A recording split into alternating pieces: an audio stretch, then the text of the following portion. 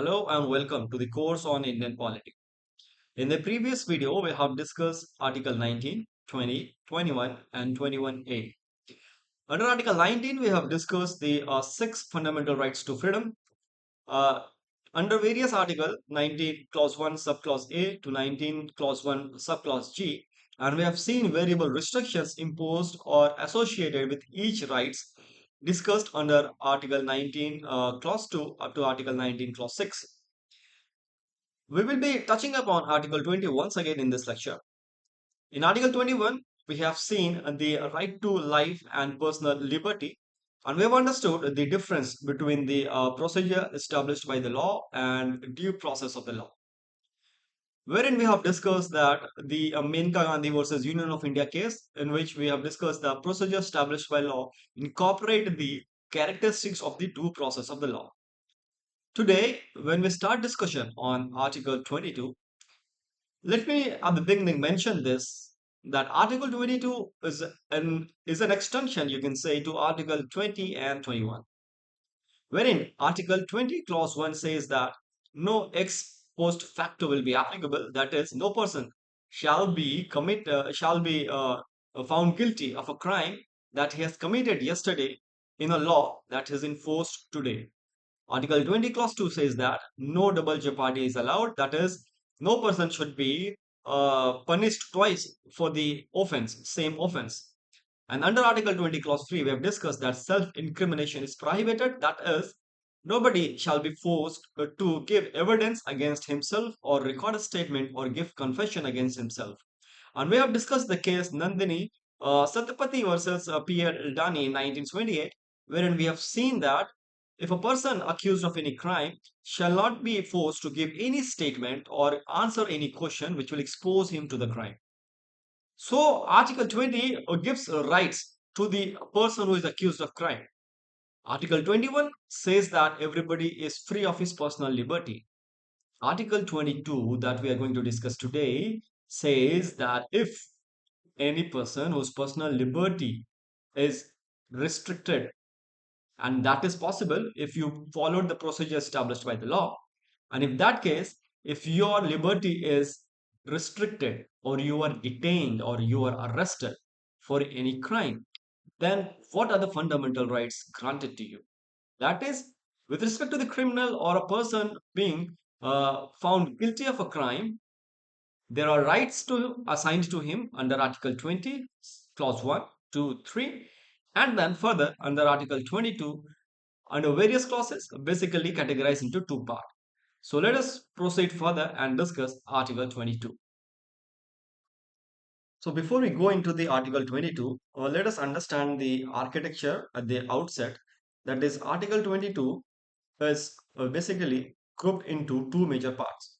One is for ordinary arrest, that is, you have committed some crime and for that you have been arrested. And for this, we have Article 21, Clause 1 and 22, Clause 2. And then another group of articles is committed for a preventive detention. And here we can group articles that is from 22, Clause 3 up to 22, Clause 7. Preventive detention means prevention of a crime. If I apprehend, if I am of some doubt, some confusion, and I'm not sure that you're going to commit a crime, but I have some intel, I have some apprehension that yes, if I let you free in the near time in future, that is in a day or two, you are going to commit a crime. I have gathered some information which clearly indicate that you are the person, if not been detained, if not been arrested, you are going to commit a crime in the coming time soon. And that arrest is what is called as the preventive detention, the arrest of a person made to prevent the happening of a crime so that the possible damage to property, to life could be avoided beforehand. So, if you're arrested by a police, if you are arrested, what are the fundamental rights assigned to you in the Indian Constitution? Let us discuss that today. So, Part A, which deals with Article 22, Clause 1 and 22, Clause 2, are Under Article 22, Clause 1, we have right to be informed on the ground of arrest and right to consult and be defended by a lawyer of their choice. That means the arrested person must be told why they are being arrested, no secret or vague reasons. Okay. So if you are arresting a person and that is not a preventive detention, but that is an ordinary arrest, so the person has the right to know why you are arresting him or her, why you are restricting his or her fundamental right to liberty, so personal liberty. So you have to clearly mention him that this is the ground or this is the violation of the act being done by you, and under so and so law we are arresting you. And then the person shall be provided adequate opportunity to consult a law, because he is not a lawyer, he do not know whether he is in clear cut violation of such clauses of a law or something like that. So he must have a right to consult and be defended by a lawyer of their own choice. That is, I want my lawyer. So in movies and in various other places, you have seen that the first the people is arrested, he said that I want to consult my lawyer. Where is my lawyer? So that is the right being granted to any person who is not a citizen of India, who is a citizen of India. If he is arrested in India, he has the right to inform the ground of arrest under Article 22, Clause 1, as well as he has the right to consult and be defended by a lawyer of their choice. उसका वकील आकर के उससे बात करेगा कि भाई क्यों आपको पुलिस ने अरेस्ट किया, क्या रीजंस था, क्या बताया उसने. फिर accordingly he will go and file a case that my Lord, this is the problem, this is the reason, this is what they have given, they have wrongly arrested it, and all this. And we have also seen that against this, we will see, we have not seen that against this this arrest, you can go if this arrest is made, if the reason that has been that has been told to the person who has been arrested is not legal, not justified, then a writ petition can be filed in the court and his arrest could be challenged. So, under Article 22, Clause 1, there are two fundamental rights, or we can say one fundamental rights in two parts: right to be informed on the ground of the arrest to the person who is getting arrested, and right to consult and be defended by a lawyer of their own choice. Under Article 22, Clause 2, we have right to produce before magistrate within 24 hours and no detention beyond 24 hours without magistrate approval. So, Article 22, Clause 2 says that, okay, you have arrested me, but it is the magistrate who will decide whether your arrest is legal or not, and that too within 24 hours of my arrest. You have to produce me with the nearest magistrate. The magistrate will look into my arrest, whether my arrest is justified, rational, and whether it should be allowed or not. If you are unable to present me before 24 before the magistrate within 24 hours of my arrest, you cannot detain me beyond that. This is the rights provided to me. You cannot detain me beyond 24 hours of my arrest without being consulting me or presenting me before a magistrate. So I hope the first part is very clear, no doubt in it. 22 clause 1 and 22 clause 2. You have to arrest. You have to arrest a person. If he is a person, you have arrested him. Tell him what ground you are arresting and allow him right to consult a lawyer and to be defended by a lawyer of his choice, and present this person to the nearest magistrate within 24 hours. And if you are unable to present this magistrate within 24 hours, you should not detain him beyond that time period without consulting or without presenting him before the magistrate. So if you present him in front of the magistrate and the magistrate extend the arrest, okay, keep him in judicial custody for 3 days or keep him in your custody for 2 days, then you can keep it. Otherwise, for beyond 24 hours time period, you have to set him free. So this prevents illegal detention and the third degree torture that is often a tool by the police and other arresting agencies. Part B of this Article 22 talks about the preventive detention. So what is a preventive detention? In preventive detention, we have in detentions, a person is detained not for a crime committed, but to prevent a possible threat to national security, public order, or foreign affairs. So, Article 22 provides a limited safeguard, that is, less protection than normal arrest. So, if you are under preventive detention, that means there is some serious claim or serious intel to the arresting agencies against you, and therefore your arrest is mandatory. And in the apprehension, you have been arrested. So, obviously, the rights would be restricted. First of all, the right that has been assigned to you under Article 22, Clause 1, 22, Clause 2 will be suspended. That is, though this right would not be available to the person who is arrested under the preventive detention. So, such detainee who are arrested under the preventive detention have no right under Article 22, Clause 1, that is to communicate him the ground of his arrest and to allow to present him before the magistrate within 24 hours. This two right does not apply to the person who is arrested on the ground of preventive detention. And that is beyond informed or full grounds immediately, right to a lawyer and 24 hours production before the magistrate. All this right does not apply to the person who is arrested under preventive detention. Then ground of detention must be communicated as soon as possible. If you are like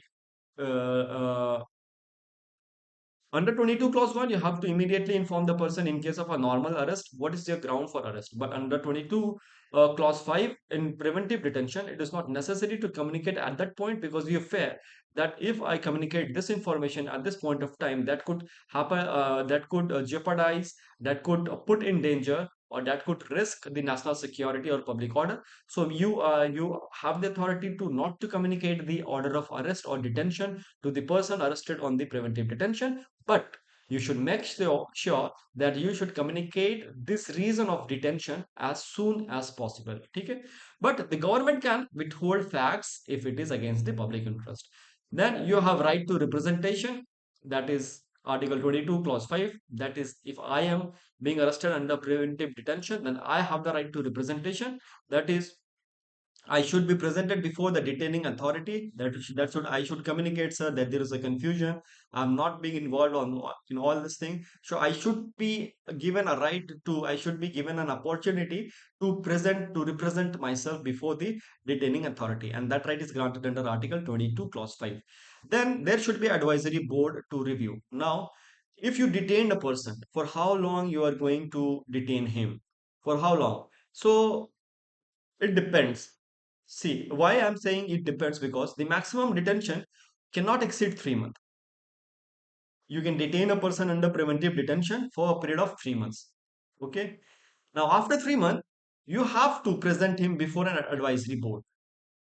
This board comprises of the judges of the High Court. They will look into the matter and they will see whether this person's preventive detention is allowed, can be allowed for a period greater than 3 months. If they allow it, you can detain that person beyond the period of 3 months, else you have to release him. So, the detention of a person cannot exceed 3 months unless an advisory board reports sufficient cause for extended detention. The board is to consist judges of High Court. So a board of judges review the detention, and if board approves, the detention can continue.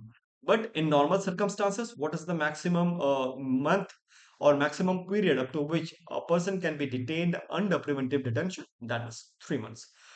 Now, according to the 44th Amendment Act 1978, 44th Amendment Act 1978 has reduced the period of detention without obtaining an opinion of the advisory board from 3 months to 2 months. However, this provision has not been brought into force as original period of 3 months still continues. So this is a point of confusion. So I told you that the period of detention is 3 months. Yes, there was a 44th Amendment were brought in wherein this 3 month was reduced to 2 months. That is, for a maximum period of 2 months you can keep someone detained without the approval of an or without an opinion taken from the advisory board. That provision has not yet brought into force. So till now the maximum period of detention is 3 months without taking an opinion of the advisory board. After that, if you want to keep that person into detention, you have to take the decision or opinion of the advisory board. So now the parliament, the constitution has allowed the parliament to decide what should be the maximum period of detention, and accordingly there are various laws that were passed. There were various laws that is the parliament has passed. For example, in the National Security Act, it allows the detention up to a period of 12 months. So now, if the constitution itself empower the parliament to decide what could be the maximum period of detention, so if there is no law if there is no law under which the person has been detained, so maximum period would be 3 months. If there is a law, for example, there is a Prevention of Terrorist Activities Act, that is POTA, which has now been repealed. There was other law, which one example is the National Security Act. If you have been arrested under the law National Security Act or some section of the law National Security Act, you will be kept into detention for a maximum period of 12 months. So both the parliament as well as the state legislature can concurrently make a law of preventive detention for reasons connected with the security of the state, the maintenance of the public order, and the maintenance of supplies and services essential to the community. So I hope Article 22, and why I told that Article 22 is can be considered as a extension to Article 20, because both this article, Article 20 and Article 22, are related to the person who is accused of a crime and a person who is being arrested. Arrest can be of two types: ordinary arrest or a preventive detention. And we have clearly understood the difference between these two and the rights that are available to a person who has been detained under the two circumstances. So this is what we have to discuss in Article 22. Now let us move forward and discuss Article 23, which deals with the protection of human dignity. It completely bans human trafficking, beggary, and all types of forced labor. That is Article 22, 23, and 24. Article 23 and Article 24 is clubbed together and termed as the right against exploitation. What sort of exploitation we are talking about? We are talking about the different form of exploitation that involves human trafficking, beggary, and all types of forced labor. Then we have the child labor, etc.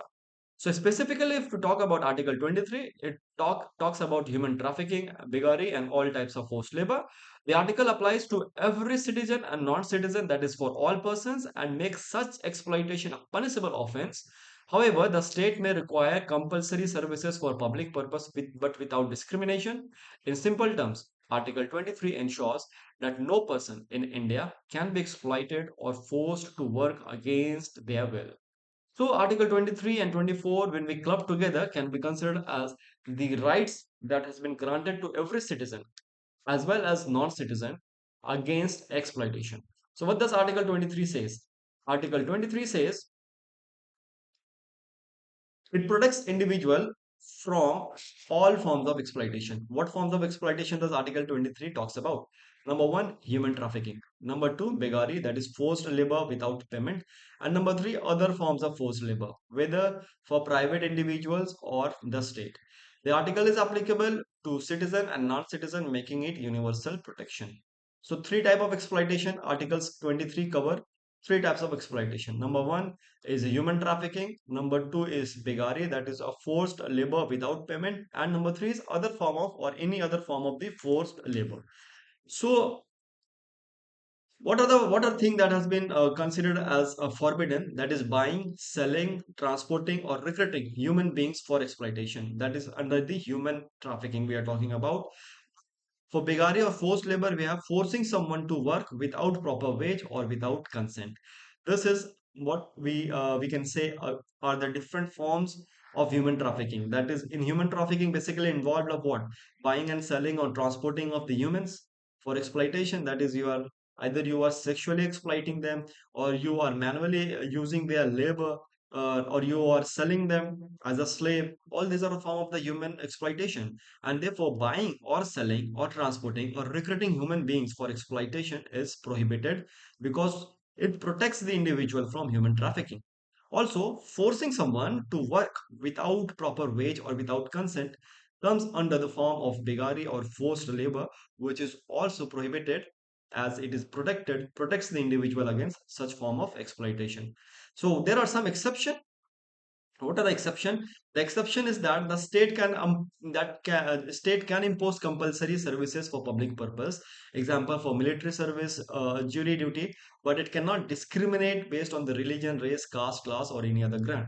That is, for state tomorrow, if requires some service from you, it can make it compulsory. It can force on you that you should give this service to the nation for the nation welfare, for the security and integrity of the nation, and you cannot deny it. You may not deny it, and you will not be able to deny it because that's the compulsory service. Yes, that's a form of a forced labor, but that comes into an exception because that is very rare that the state would impose a compulsory service restrictions on you. So, but yes, the state, even though it will impose the compulsory service restriction on you, cannot discriminate on the ground of race, religion, caste, class, or sex, or gender, or anything else. So there should be no discrimination. Everyone should be forced for the compulsory service in public interest or in nation security. Otherwise, no one will be forced by the state. So I have 23 protects against rights, protects you against the exploitation of forms of human trafficking and beggary is clear. Now let us see what Article 24 of the Indian Constitution says. It basically, we have said that it protects the children. It protects the children from exploitation. Specifically, it mentioned children. Human trafficking and beggary for children, adult, everyone. But 24 is specifically for children, and it ban what? How the children will be exploited. They can be exploited sexually. That comes under human trafficking, and they can be exploited under forced labor. Also already protected under Article 23, and also they cannot be a forced labor, but they can be employed. They could be a paid labor. They are employed, they are paid, but they are employed. So their employment, if the child is below 14 years of age, because under 6 to 14 year of age, if the child is between 6 to 14 year of age, he has the fundamental right to study, to take education, and not to work. So if a child is below 14 years of age, he should not be forced to work, he should not be employed. That will come under child labor. So Article 24 of the Indian Constitution, protects children from exploitation by banning the employment of any child below the age of 14 in factories, mines, or any other hazardous occupation. Because you see, if a child is working in this hazardous occupation, a child is considered as the future of our country.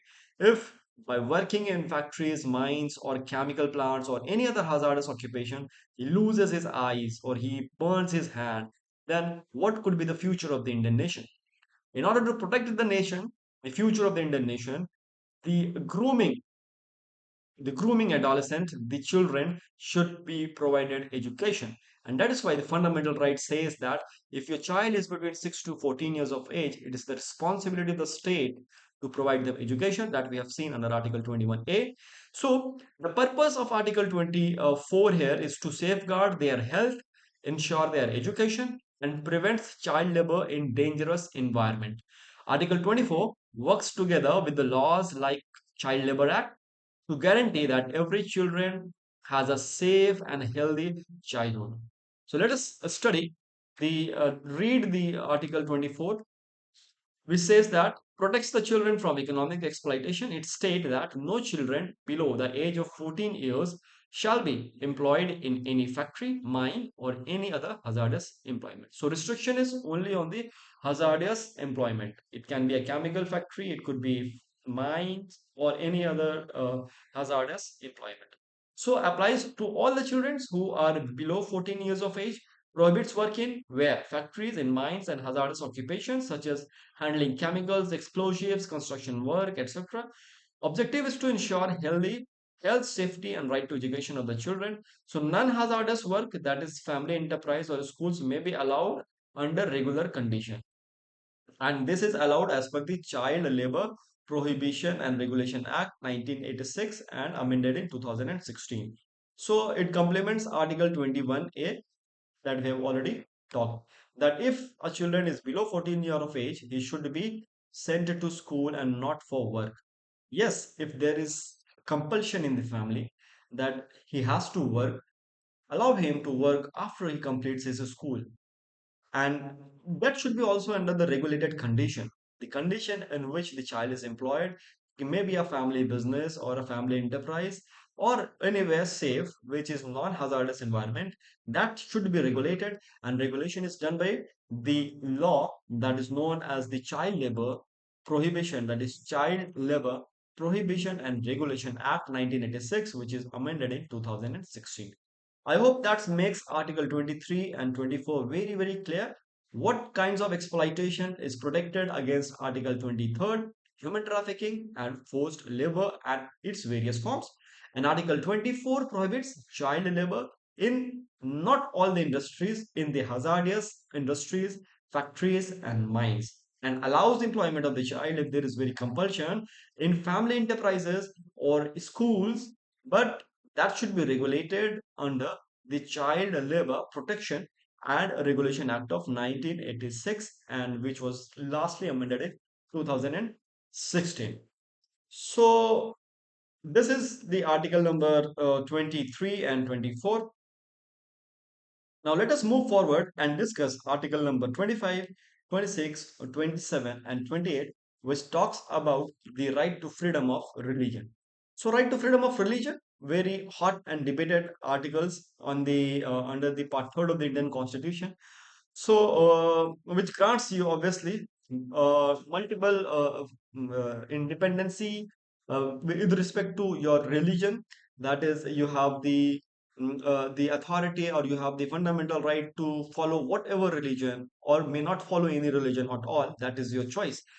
And we have discussed the term secularism when we discussed the preamble, and we have said that what concept of secularism that Indian government follows, that is very different from the concept, Western concept of secularism, wherein the state is totally isolated from the religion. But here in Indian concept of secularism, the state does not have any religion, but it treats every religion equally.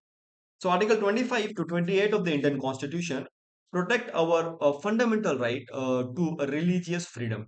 Article 25 begins by granting every person the freedom of conscience and the right to profess, practice, and propagate any religion. But this freedom is not absolute, as we will see that it is subjected to public order, morality, health, and social reform. And why these restrictions has been placed, we will also see that. Then, if we move forward to Article 26, we will see that it gives every religious denomination the right to manage its own affair, to establish institutions, maintain property, and collect religious rituals again to conduct religious rituals again within the law of the limit within the limit of the law. So Article 27 is also related to religion, and it goes a step further and ensure that no person can be compelled to pay taxes specifically for promoting any particular religion. And Article 28 deals with the religious instruction that is can be imparted in the different types of educational institutions or not. So together, Article 25 to Article 28 build a balanced framework, protecting individuals of freedom, allowing religious groups autonomy, at the same time keeping the state secular and neutral towards all faith. So let us move forward and let us discuss Article 25, 26, 27, 28 one by one, and to understand what does each article, that is article from between 25 that is Article 25 to 28, gives what kinds of freedom and what kinds of right to a citizen of India. So Article 25 says that every person, that is, you are the citizen or not citizen, if you are a foreigner coming to India, you want to go to the temple, you should be allowed to go to the temple, because you have the freedom of conscience. You have a freedom of conscience, means what faith you want to follow, what beliefs you want to follow. You have the freedom of that, and the right to freely profess, practice, and propagate their religion. What does each term mean? The freedom of conscience, what does it mean? It means that every individual is free to believe or not believe in any religion. That is your conscience, inner thought, inner feeling. You want to believe in some religion, believe it. You do not want to believe in some religion, either your parent or Hindu or Muslim or Christian, but you as an adult, you don't want to believe in the Hinduism or Muslim or Islam or Christianity, you are free to do that. Neither your parent nor the state will compel you to follow the religion. Then we have the right to profess. The right to profess means to openly declare and follows one religion. I am a Muslim and I am openly declaring that my religion is Islam. If you are a Hindu, declare that your religion is Hinduism, and you openly declare your religion and you follow your religion. You have the fundamental right to profess it. Then you have right to practice. The right to practice means you can perform different types of ritual. You can perform all types of pujas, and you can do whatever the ceremonies you have in that religion. Nobody is going to protect it. Everybody will respect your religion and your rituals. So that is what is called right to practice, that is to perform religious rituals, ceremonies, and act. Then you have right to propagate. Propagate means You have right to explain, to give spiritual teachings, to address a crowd and preach your religion. You have the right to propagate your religion, to propagate the message of your religion. So to spread or explain the teaching of one faith to other, that what is called as the propagate, and that is also the right granted to us. So, but this propagation does not means that you would forcibly convert someone. That is, you cannot force, fraud or allurement is prohibited. You cannot allure someone, you cannot bribe someone, you cannot offer gifts or give them some sort of lalach and all to convert to another religion. That is prohibited. Yes, you have the right of freedom of conscience. That is, you want to believe whatever belief you have. You have right to freely profess, you have right to freely practice, and you have right to freely propagate your religion. Now, there should be some restriction, obviously. In the name of religion, I cannot do anything and everything I want. I cannot hurt myself. I cannot hurt others. I cannot do some obscenity. I cannot hampers the public order and morality. So that should be some reasonable restrictions that should be there in the under the Article 25. And hence, the freedom under Article 25 is not absolute. It is subjected to public order, morality, health. Why health is important? Why? Because tomorrow you come, you say that my religion, there is my religion which says I have to keep means fast till death. So if everybody start doing that, so there will be huge death. If all the follower of religion go do that, there will be huge number of death because you will die if you fast indefinite.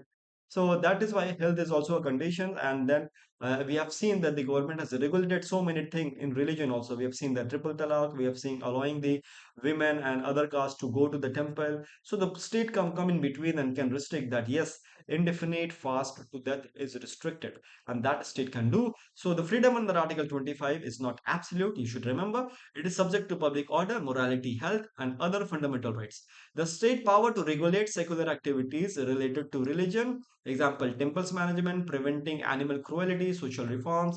We have an example of Jallikattu, the Jallikattu and all the entire incidents, it is in front of us. So the state will also ensure that in the name of religion, you should prevent animal cruelty. Okay. So social welfare and reforms. So state can intervene to eliminate harmful practices like sati and touchability, already abolished from the state, from our culture. The state may allow religious access to Hindu religious institution for all class and section. That is, they have already done that. We have seen that the government has the Supreme Court has allowed the entry to the temples to the lower caste and to the women's also. So these are the reasonable restrictions which are imposed under Article 25. You should go and you should remember this. Then moving forward to Article 26, which talk about the freedom to manage religious affairs. What does this religious affair means? That means I have the freedom to manage my the since I am a Hindu, so or I am a Muslim, say, let's say about, so I have my rights to, I have there will be a place for worship. So I will be requiring some land. I will be requiring if there is a land, I will be have to requiring to build a mosque or a temple. After building that mosque or a temple, I will require people to look after it, to clean it, to run it, to administer it. So that is what we call as the managed religious affair. Then there is a puja. Then I have to organize puja also. Then I have to look after all the ritual activities, all that things. So that is what is called the manage of the religious affair, and you have the right to do that. So Article 26 grant right to religious denominations or any section thereof, meaning any organized religious group.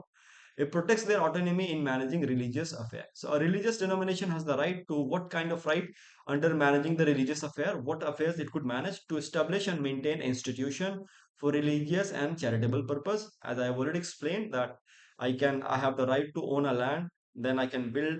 And what was the Keshavananda Bharati case was all about, if you remember? Yes, the government has taken the part of their mutt, and if the government has taken a part of their land, then the case was filed that yes, it violates several fundamental rights, including the right to manage religious affair and to preach and practice my own religion. Because if you take away the part of my land where I was practicing my religion, where would I go and practice? So that was also a point in the Keshwananda Bharti case. So yes, the religious denomination has the right to establish and maintain institutions for religious and charitable purpose to manage their own affairs in matter of religion, who shall be appointed as the pandit, who shall be appointed as the secretary, who shall be appointed at different posts in the religious institution. So internal religious decisions, rituals, ceremonies, and mode of worship are their exclusive domain. What time should be the namaz of Fajr should take place? What time the namaz of Zohar should take place? What time the namaz of Eid will take place? What time we are going to organize the puja, what time the fire of tar will be organized. All that thing is upon the religious head to decide. The state is not going to intervene in that. To own, acquire movable and immovable property, and to administer such property in accordance with the law. So this is what the freedom to manage the religious affairs means. And then there are some restrictions, obviously, that is under Article 25 and 26 is not absolute. This right can be regulated in the interest of public order, morality, and health. Remember this. Also, the religious denomination, how this religious denominations, who are this religious denomination? Let us understand the term religious denomination. So the term religious denomination interpreted by Supreme Court, which says that the religious denomination must satisfy three conditions. Who are these religious denomination? Three conditions they must satisfy. Number one, it should be collection of individuals who have same system of beliefs, doctrines, which they regard as the conducive to their spiritual well-being. For example, in a religious denomination, if there is some sanstha, all the members of the sanstha should be a believer of a particular religion, follower of the same religion. It should have a common organization. It should be designated by a distinctive name. It should be designated by a distinctive name. There should be a distinctive name. There should be a common organization and a common belief system. This is what three condition is required to be recalled as the religious denomination. So under the above criteria, the Supreme Court held that Ramakrishna Mission and Ananda Marga are religious denomination within the Hindu religion. It also held that Aurobindo Society is not a religious denomination. Aurobindo Society is a society in which everybody is welcome. ठीक है Aurobindo society is a society in which everybody is not is welcomed. It is nothing to do with religion or religious affair. So therefore the religious denomination, Rama court held that Ramakrishna Mission and Ananda Marga may be regarded as the religious denomination, and they will be given the right to manage their religious affair and not the Aurobindo society, because it does not qualify the conditions to be called as the religious denomination as prescribed by the Supreme Court. So I hope Article 26 is clear. What do we mean by the religious denomination? That is a group of people who have the common belief system, that is following the same sort of religion, and means they should have a common organization and be designated by a distinctive name. Just remember all these 3 points. And then under right to manage the religious affair, what thing they could manage? They could acquire movable, immovable property, administer such property, manage their own religious matter, and maintain their religious institution or the charitable institution that was basically established for the purpose of religion or for the purpose of Article 25. I hope 26 is clear. So let us move to Article 27.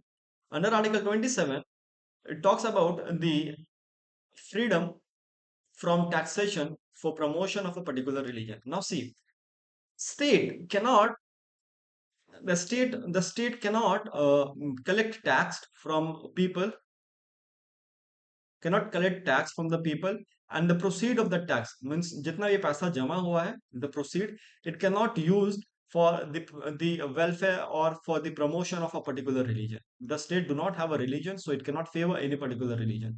First of all, it cannot collect tax. So do we have any example that specifically some tax is collected for a specific purpose? Yes, the state has been continuously for so long collecting cess. What is a cess? Assess is a tax that has been collected for the purpose, for a specific purpose, and for that name it has been collected. The proceed of the assess is used only for that specific purpose. For example, we have the health and education cess. The proceed of all the money that has been collected under health and education cess is used to support the public health and education program, and we have 4% cess levied on total income tax plus surcharge. Then we have Swachh Bharat cess, which is used for the cleanliness and sanitation work. Then we have Krishi Kalyan cess, that is the basically raise fund for agricultural development. Then we have GST compensation cess, used to compensate state for revenue shortfalls after GST model. So you see, there are dedicated purpose for which this tax has been collected, but you cannot tomorrow collect the religion cess, or says for example Muslim development cess, for example for development of the mosque. You cannot do that. Or you say that the Hindu development cess or Hindu temple cess, collecting taxes from the people for promotion of the temples, cannot do that.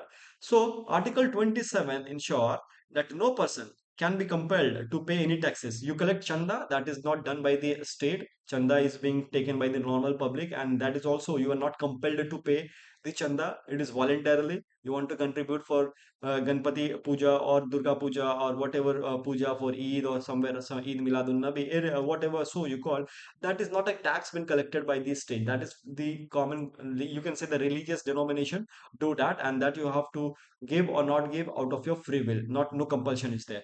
So Article 27 ensure that no person can be compelled to pay any taxes whose proceeds are used specifically for promoting or maintaining any particular religion or religious denomination.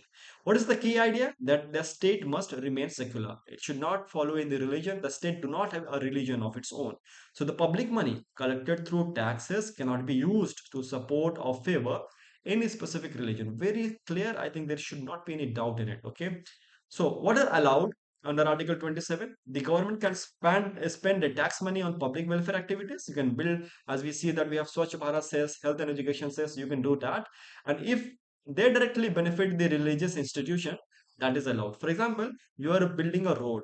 So repairing roads which leads to the temple or mosque is allowed. The people are going to Char Dham Yatra. The government is now planning, has planned to make the road infrastructure very well, so that the journey to all the Char Dham Yatra becomes very easy. So that is that is allowed. That is coming under the public welfare. Will the only Hindus will use that road? No, the Muslim will also use that road. That road is not specifically meant to connect the Char Dham only. It will be connecting so many large number of towns and cities in the way. So the state can also fund secular aspect of the religious institution, like for security or heritage preservation. You see the Taj Mahal, you have seen the various other the Hindus or temple architecture which has been declared as the national heritage. So in that case, when it is a matter of the heritage preservation or the security of the heritage, state can fund that, not for the promotion of the religion. So a tax, what is prohibited is a tax that is earmarked only for promoting religious activities of a particular faith is prohibited, and using taxpayers' money directly for ritual ceremonies or propagation of religion is also prohibited. You're collecting tax for some puja, for some ritual. That is also prohibited. You cannot take the taxpayers' money or the people's money and organize any specific rituals or ceremony. That is also prohibited under Article 27. So Article 27 clearly state that state is neutral. So it should be neutral. It should not favor any particular religion, neither fund it nor prohibit it to do or to profess or preach or practice any rituals or related religious activities. So I hope these articles are straightforward. There should not be much doubt in it. So Article 25, 26, 27 we have done. Let us discuss the last article of today's lecture, that is Article 28, which says that freedom from attending a religious institution. So, sorry, instruction. Now, there was a recent chaos that some group of parents were complaining that my ward is a Muslim and he is forced to do Suraj Pranam or whatever it is called. सूर्य उदय को जो सूरज को हम नमन करते हैं, that my child being a Muslim should not be forced to do that. And why he is compelled to do Surya Naman or Surya Namaskar, whereas this institution is a private institution, and this institution should be secular and should not force anyone to do that. Also, we have seen the cases where the wearing of burqa has been highlighted so many times. So now, what is the stand of the constitution? What does the constitution says on the religious instruction being granted in the educational institution? So basically, you see that the Article 28 deals with the religious instructions in educational institution. So you want a clarity on that? Read Article 28. It says it set clear rules depending on how the institution is funded or managed. So there could be three types of institution. For example, three type of institution. One that is state funded. Those institution which are totally funded by the state, government schools and government colleges. Then another could be state aided. What are state aided? The institutions are private, but they receive funding from the state. Another could be private institution. No funding from the state is received. So for all these three categories, we have different type of instructions being granted by the constitution. So Article 28 clause 1 says no religious instruction in state funded institution. So if it is a state funded institution, you cannot grant any religious instruction. And why is that? State is neutral. It does not have any religion. So if this school is owned by a state, if this college is a government college, neither the Surya Naman will be allowed, nor reading of recitation of Quran or Kalma will be allowed. So the state does not have a religion. So in any educational institution only maintained out of the state fund, religious instruction is completely prohibited. Completely prohibited. There is no choice. Neither compulsory nor voluntary. Completely prohibited. Cannot grant. Government school, government colleges, and fully government funded universities, such institution must remain religious neutral, religiously neutral. Then Article 28 clause 2 says exception for the institution managed by the state but established under an endowment or trust. So those institutions which are established under endowment or trust, for example, various trust under the Christian missionary, we have the Christian missionaries. So if there is a trust managed by a group of Christians, if there is a trust managed by the Brahmo Samaj people, if there is a trust managed by the Anglo-Vedic Samaj people, that we have the Anand Anglo-Vedic chain of schools. So that type of schools, if that is established or managed by established by the trust, but managed by the state has some sort of management or administration, but the school is solely established under the endowment or trust. In that type of institution, the religious instruction, then religious teaching is allowed. Okay.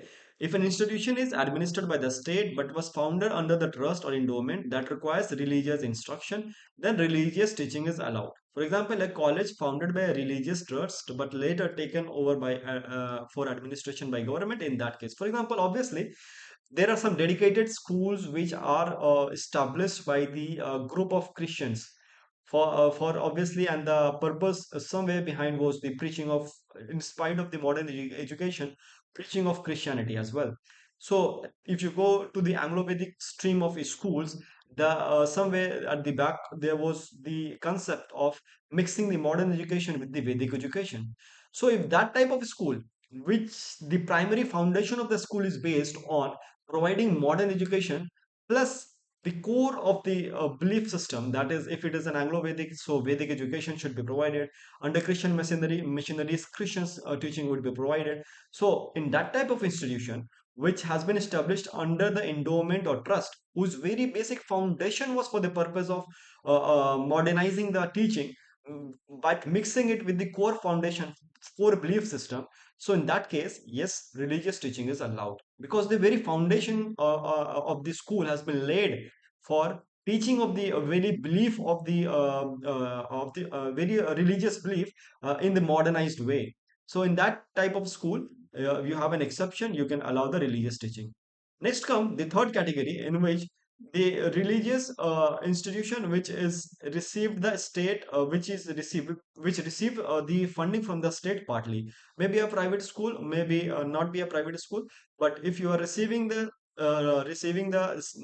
means the aid from the state, in that case no student can be forced to no student can be forced to recite the either the kalimas or the Quran or do Surya Namaskar and everything. Because in private schools, which is state funded or not state funded, Compulsion is not there. Okay, so no student can be forced to attend religious classes, participate in worship or present in any religious ceremony without their consent. अगर student minor है तो उनके parents से आप consent ले लीजिए. की point क्या है कि स्टेट एडेड और स्टेट मेंटेन का डिफरेंस जो हमने समझ लिया, और स्टेट एडेड प्राइवेट स्कूल्स में offer religious instruction but participation must be voluntary. So three categories of school हमने समझे, इंस्टीट्यूशन समझे. एक जो गवर्नमेंट फंड करती है, प्राइवेट्स हैं गवर्नमेंट के द्वारा फंड किए जाते हैं, वहां पर आप प्रीच कर सकते हैं, टीच कर सकते हैं, रिलीजियस इंस्ट्रक्शंस प्रोवाइड कर सकते हैं, बट वॉलेंटरीली होना चाहिए. ठीक है, कंसेंट के साथ होना चाहिए. दूसरा, जो गवर्नमेंट के स्कूल कॉलेजेस हैं, that is state funded, that is state maintained, उसमें आप कर नहीं सकते. तीसरा, ऐसे इंस्टीट्यूशन जिनकी स्थापना ही की गई थी कि उनके कोर बिलीफ को मॉडर्न एजुकेशन के साथ मिक्स करके पढ़ाया जाए, तो वैसे स्कूल्स जो किसी इंडोमेंट या ट्रस्ट के अंदर स्टैब्लिश किए गए हैं लेकिन बाद में गवर्नमेंट ने उसका एडमिनिस्ट्रेशन ले लिया है, तो वहां पर आप रिलीजियस टीचिंग अलाउ कर सकते हैं. So I hope all this three cases are clear to you. So now I hope the article 22, 23, 24, 25, 26, 27 and 28 is clear to you. So let us stop today here. In the next video, we are going to discuss the one of the most important yet sometime asked in the prelim, the golden triangle articles, and then we'll be doing the other part of the remaining portion of the part third of the Indian Constitution. And very soon, in a lecture or two, we will be completing the fundamental rights, and then we'll move on to DPSP. Up till now, I think this is the right time to ask for a suggestion and a feedback from you. So you have the contact being displayed on the very intro of this course. I'm writing this over here. 9973 488 139 is the contact number, and also the link to our WhatsApp community is provided. If there is any doubt, any confusion with respect to anything that is being taught on this platform, you can join to us, connect to us on WhatsApp community. We are happy to reply and discuss the doubts there. Also, this contact number I'm being providing you, you kindly join us, reach to us, give your feedback in the comment section, as well as if you want to give a feedback personally, you can drop a text message. Do not call, drop a text message on WhatsApp. Your concern, your feedback, so that we could improve further. Thank you very much for joining me and for listening to me for all this time. Good luck for your preparation, and let us meet in the next video lecture.